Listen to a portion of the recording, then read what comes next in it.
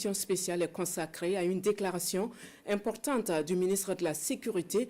Nous vous proposons donc d'écouter le ministre Mamadou Sana.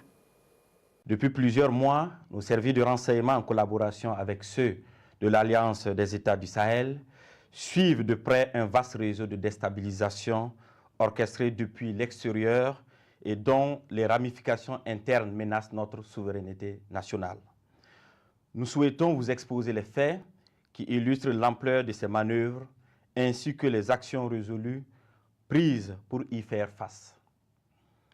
Il est porté à la connaissance du public burkinabé et de la communauté internationale que des individus résidant en République de la Côte d'Ivoire se sont activés dans une entreprise de subversion contre notre pays.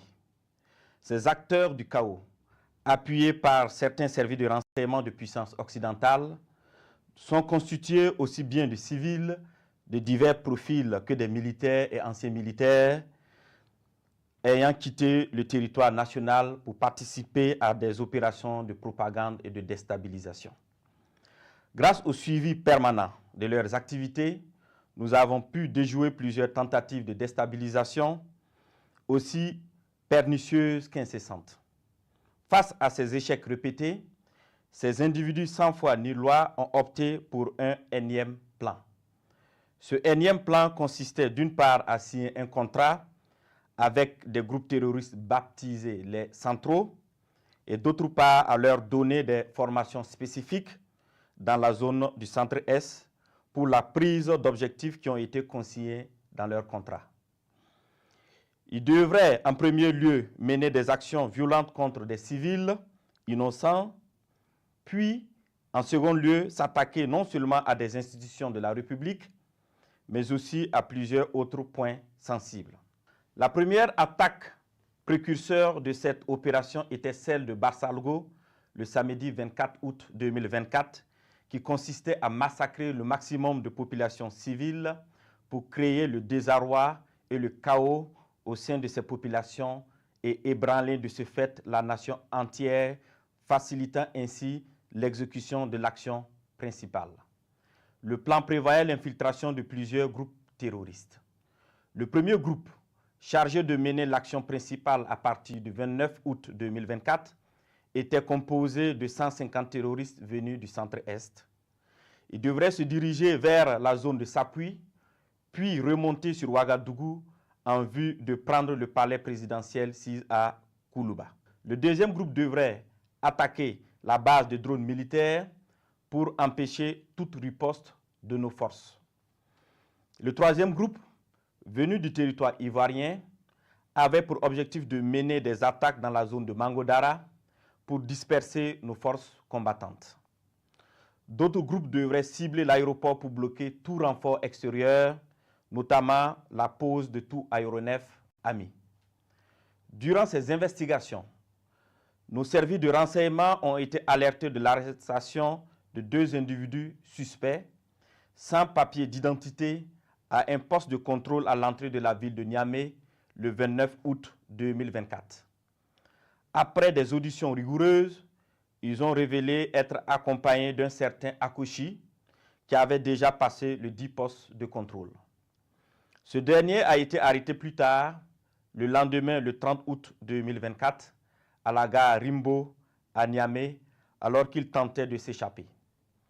Des vérifications d'identité faites, il s'est avéré que le dénommé Akouchi n'est rien d'autre que le commandant Ahmed Kinda, précédemment chef de corps des forces spéciales.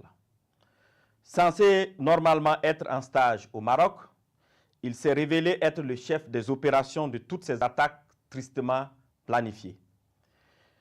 Les 2 individus suspects se sont révélés être en réalité 2 chefs terroristes, nommés Ousmane Abdoulaye et Amadou Idrissa. Toutes ces arrestations ont permis de dénouer une grande partie du complot et de mieux comprendre les manœuvres visant à déstabiliser notre nation. Ils ont été transférés plus tard au Burkina Faso. Une opération spéciale antiterroriste a été dès lors immédiatement lancée en lien avec ces projets de déstabilisation. Les premières investigations ont révélé que ce complot était orchestré par des ressortissants burkinabés résidant à l'étranger, dont M. Aziz Diallo, ancien maire et député de Dori, travaillant actuellement en Centrafrique au compte d'un organisme international. Il est l'un des cerveaux présumés de cette conspiration.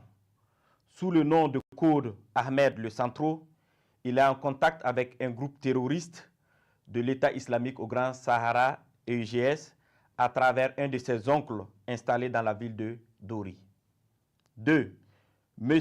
Ousmane Moumouni Raouni Diallo, oncle de M. Aziz Diallo, ancien combattant de l'EUGS, ancien coordinateur des négociations avec le groupe terroriste sous l'ancien président Damiba. 3. M. Aziz Dabo, ex-agent de l'Agence nationale de renseignement ANR, en fuite, connu sous le nom de code Lionel. 4. M. Abdoulaye Bari, connu sous le nom de code Le Voyageur, il est le lien entre les puissances occidentales, les terroristes et la partie militaire. 5. Un certain Serge Maturin, journaliste nigérien d'origine ivoirienne, représentant Le Voyageur au Niger. Il a hébergé le commandant Ahmed Kinda la nuit du 29 août 2024 pour lui permettre de s'échapper et devrait faciliter également l'infiltration de tout le commando à l'est du Burkina Faso. M. Abdoulaye Bari lui avait demandé de garder par devers lui 4 téléphones satellitaires de marque Touraya destinés aux opérations funestes. 6. M. Djibril Yipene Bassolé, ancien ministre des Affaires étrangères du Burkina Faso.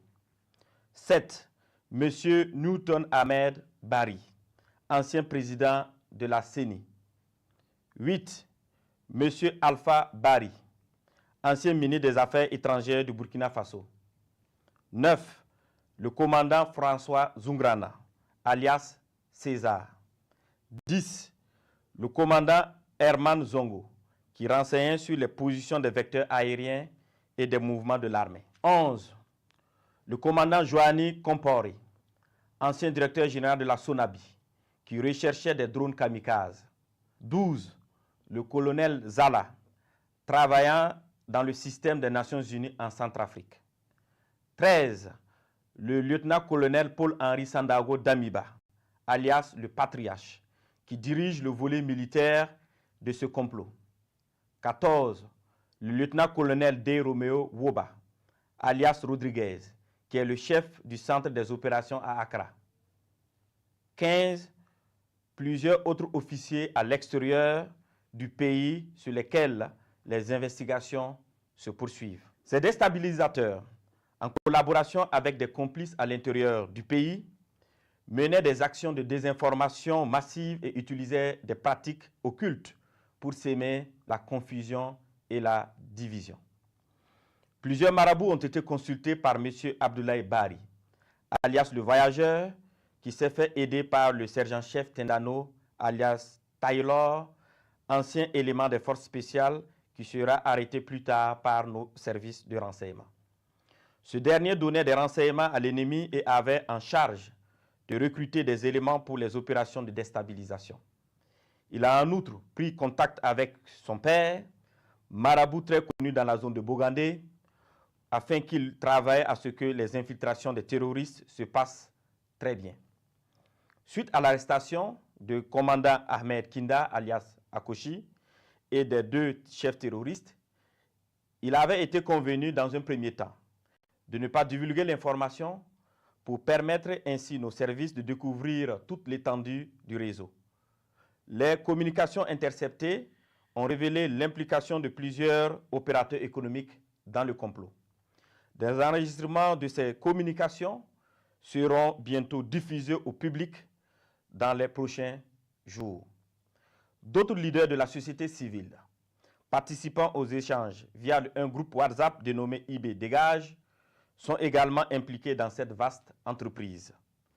La plupart des réunions de planification se menaient au Ghana, dans le quartier Ashimota, à l'hôtel Jidi Lodge à Accra.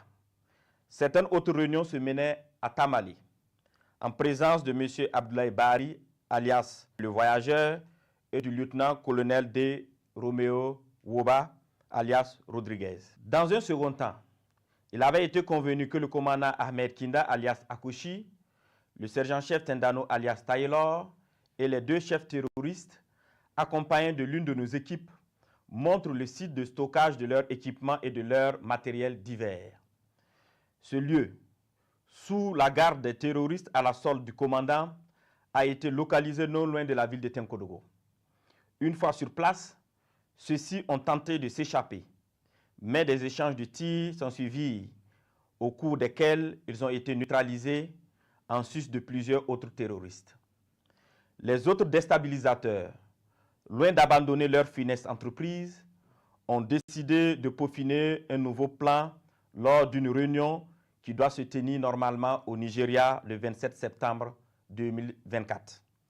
Il s'agira pour eux de recruter de nouveaux terroristes, en sus de recruter 500 mercenaires en provenance d'un pays européen pour des attaques à grande échelle à Ouagadougou visant à semer la terreur. Toujours dans leurs prévisions, ils ont décidé de tuer tous ceux qui s'opposeraient à leur action en faisant référence aux populations dans le cas où elles se révolteraient. Ainsi, pour préserver leurs familles et leurs proches de toutes les représailles des populations contre eux, ils ont décidé que chacun d'eux exfiltre sa famille et ses proches avant le début de leur opération. Grâce aux informations recueillies, nous avons pu identifier les participants prévus à cette réunion de coordination à venir au Nigeria, parmi lesquels devraient figurer 1. Le commandant Ahmed Kinda, alias Akouchi. 2. M. Abdoulaye Bari, alias le voyageur. 3. L'ancien DG adjoint de l'ANR, radié des cadres des forces armées nationales, M. Ouedraogo Sekou. Le lieutenant-colonel D. Romeo Woba, alias Rodriguez, ainsi que des personnes issues de ce pays frère qu'est le Nigeria, qui sont impliquées dans cette sinistre entreprise. Tous devraient faire jonction avec M. Gibril Yipene Bassolé et certains éléments des services de renseignement occidentaux.